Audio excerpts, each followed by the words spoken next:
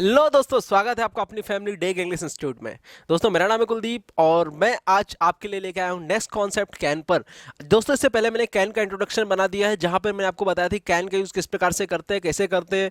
ठीक है, आज हम जानेंगे भैया कि कैन का यूज़ हम कहाँ कहाँ करते हैं। कैन का यूज़ हम कहाँ कहाँ करते हैं वैसे तो मैं आपको बता देता हूँ अभी, लेकिन फिर मैं वन बाय वन इनका ऑपरेशन करूंगा और बताऊंगा कि इनका यूज़ हम कहाँ कहाँ करके अपने सेंटेंसेस को और ज़्यादा शानदार बना सकते हैं। ठीक है, यहाँ पर ऑपरेशन की बात की गई है। कैन पहले भैया, कैन का आइडेंटिफिकेशन क्या होता है, अगर आपने लास्ट वीडियो देखा होगा तो पता चल गया होगा क्या होता है। सकता है, क्या होता है? सकता है, जो कि प्रेजेंट के लिए यूज़ किया जाता है। ठीक है, चलो ये तो हो गया।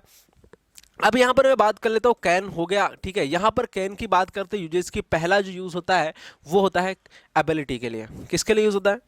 एबिलिटी। ठीक है, एबिलिटी मतलब होती है योग्यता।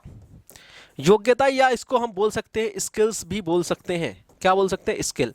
ठीक है, एबिलिटी या स्किल के लिए यूज करते हैं हम किसका? कैन का। पहला यूज हो गया। दूसरा यूज होता है कैपेसिटी।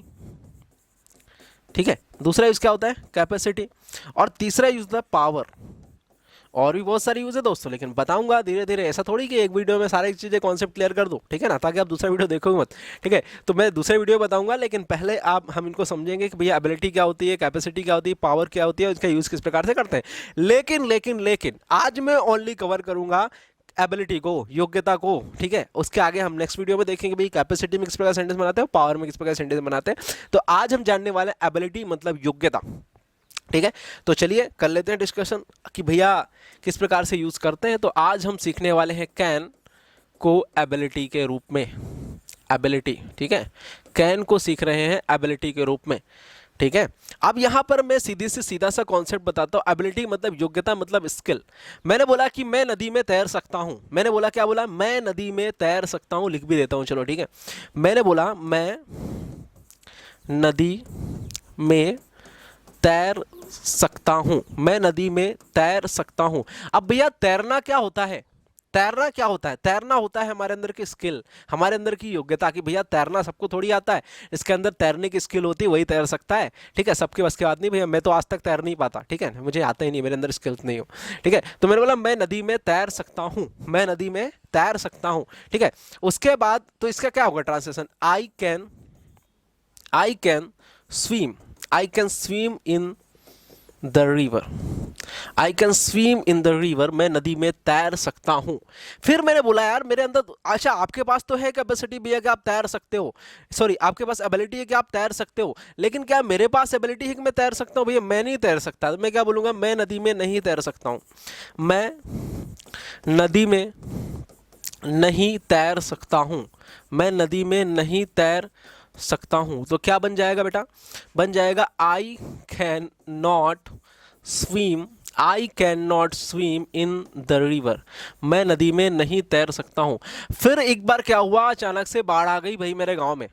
अब अचानक से बाढ़ आई तो मैंने यार अपनी जो एबिलिटी है उस पर संदेह किया। क्या भैया, मैंने क्वेश्चन किया कि भाई क्या मैं नदी में तैर सकता हूं? क्या मैं नदी में तैर सकता हूं? मैं क्वेश्चन कर रहा हूं। ठीक है, क्या मैं नदी में तैर सकता हूं?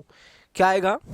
क्या मैं नदी में तैर सकता हूं? क्या मैं नदी में तैर सकता हूं? क्या मैं नदी में तैर सकता हूं?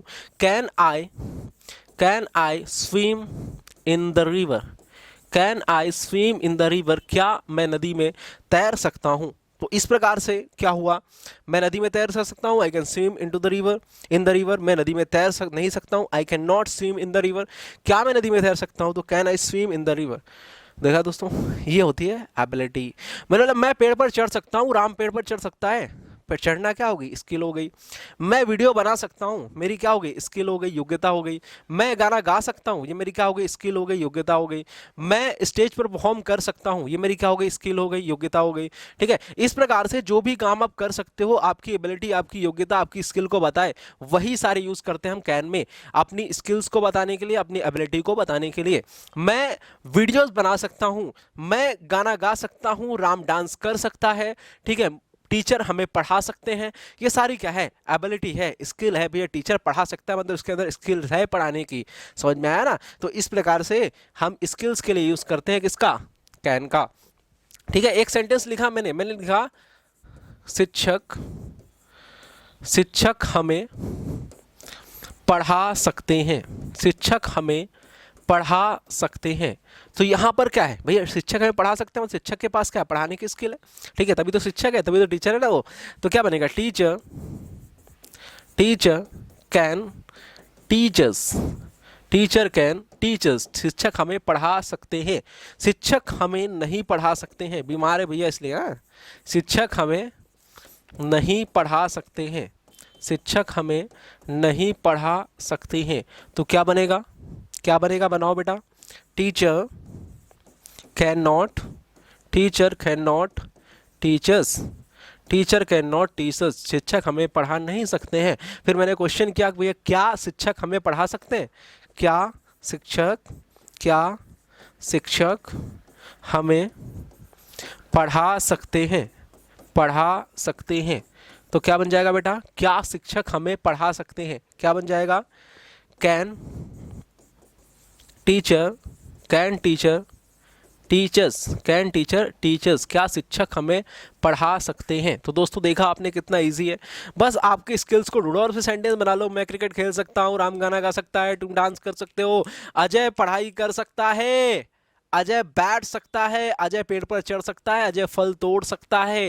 ये सारी क्या है, स्किल्स हैं, योग्यता है। तो आपको क्या करना है, फाइंड आउट करो भैया स्किल्स को और योग्यता को और बनाओ सेंटेंस, ठीक है। तो मिलते हैं नेक्स्ट वीडियो में, अभी के लिए फिलहाल इतना ही होमवर्क देता हूँ कि बढ़िया से सेंटेंस बनाओ। और इसके पहले वाले वीडियो में मैंने बोला था वर्ब्स को ढूंढो, वर्ब्स का फाइंड आउट करो, उसके लिए गूगल पे जाओ और देखो बेसिक वर्ब लिस्ट और वहाँ से फाइंड आउट करके सेंटेंस बना लो। तो मुझे उम्मीद है आपको कॉन्सेप्ट क्लियर होगा। तो नेक्स्ट वीडियो में मिलते हैं, ठीक है।